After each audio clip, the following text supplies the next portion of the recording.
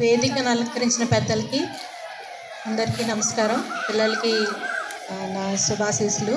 ఈరోజు మనం తెలుగు భాషా దినోత్సవం జరుపుకుంటున్నాం. సార్ చాలా బాగా చెప్పారు కదా.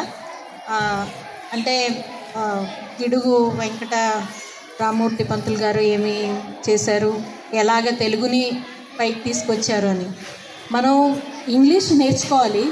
సార్ చెప్పినట్టు ఇంగ్లీష్ ఇప్పుడు నీడ్ ఆఫ్ ద అంటే కంపల్సరీగా ఇంగ్లీష్ నేర్చుకుని మనం ఎక్కడికి వెళ్ళినా ఇంగ్లీష్లోనే మనం మాట్లాడి అంటే పై ఉద్యోగాలకి ఇది ఎక్కడైనా దానికి ఎక్కువ ఇంపార్టెన్స్ ఉంది. కాకపోతే ఇది మన అమ్మ భాష, అంటే మనం పుట్టుకతోనే మన అమ్మ దగ్గర నుంచి నేర్చుకున్న భాష కాబట్టి దీన్ని అసలు వదలకూడదు. సో దీంట్లో మనకి అర్థమైనట్టు అంటే తెలుగు మీడియంకి కూడా